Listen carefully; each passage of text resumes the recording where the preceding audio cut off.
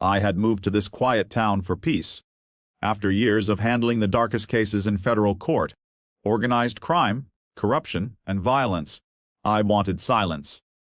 So I bought a small farm on the edge of town, rebuilt my family's corn barn, and grew crops that reminded me of childhood summers.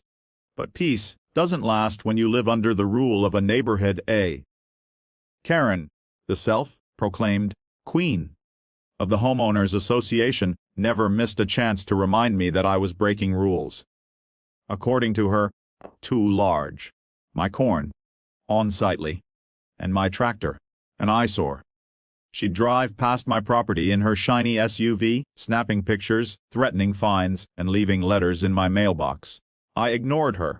I'd dealt with worse bullies in federal court, men twice her size, who shook when I read their sentences. But what I didn't expect was how far she'd go. One summer evening, after a long day of harvesting, I saw the glow. At first I thought it was the sunset. Then I heard the crackle. The barn, my barn, was burning. Flames licked the sky, devouring wood, metal, and years of sweat, my corn crop for the season, my tools, everything inside gone. Neighbors rushed with water buckets, but it was useless. The barn collapsed in a storm of sparks. Standing across the street, arms folded, was Karen. Her smirk vanished when she saw me staring. "You should have followed the HOA rules," she muttered before disappearing into her car. That night, as I watched the ashes cool, something inside me shifted. I wasn't just a farmer anymore.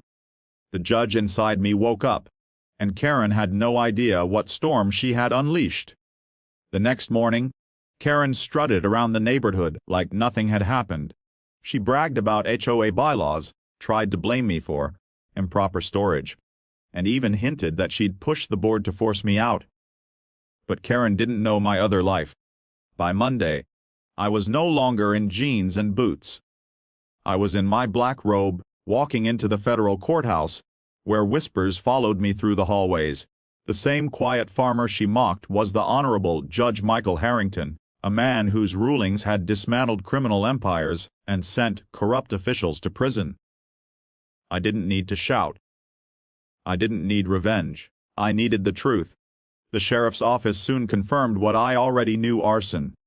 Traces of accelerant. Witnesses saw Karen near the barn before the fire.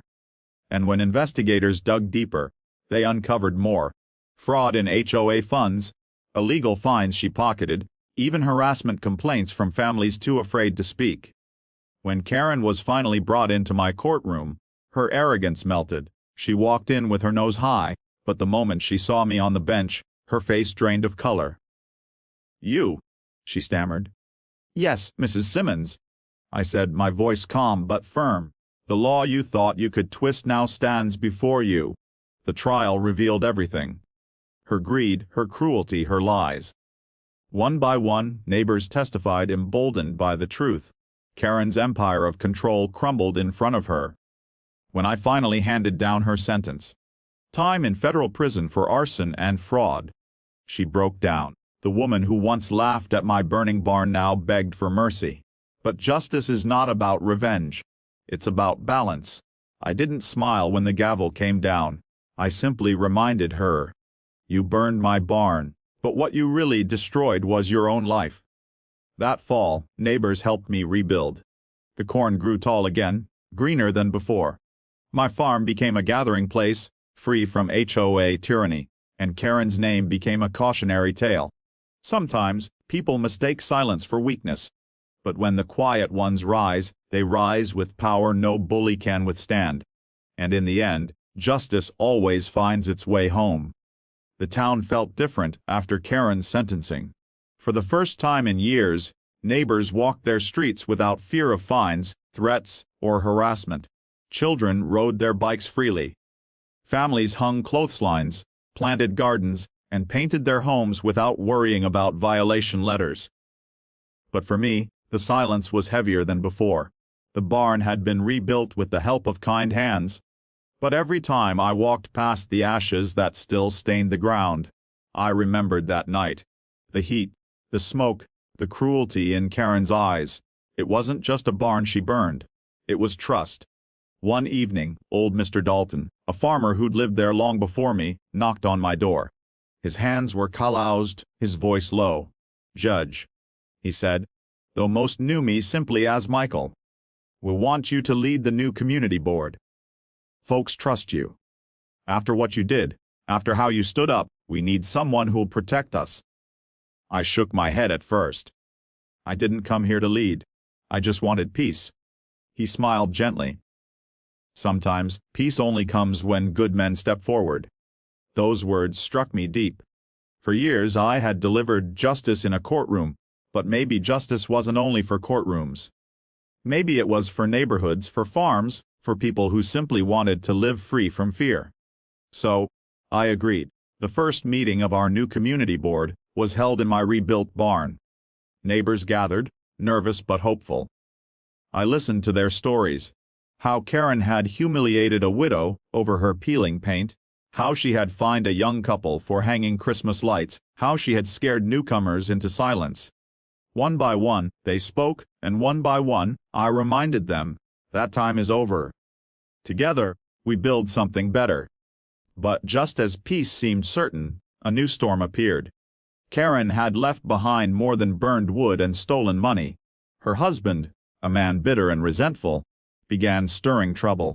He claimed she was innocent, that I had used my power unfairly, that the town had turned against her unjustly.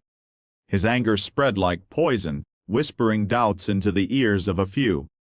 When he showed up at the barn one night, shouting at me in front of the neighbors, I didn't raise my voice. I looked him in the eye and said, "The law convicted your wife, not me, and the law will protect this community, even from you." He spat at the ground. But, when he saw the line of neighbors standing behind me, his fury broke. He realized Karen had ruled with fear. But I had earned something stronger: respect. That night, under the lantern light of the barn, we made a promise as a community. Never again would one person's greed or cruelty tear us apart. We would rebuild not just in wood and soil, but in trust and unity. Seasons changed. Corn grew tall again, swaying golden in the wind. Children laughed where silence once lingered.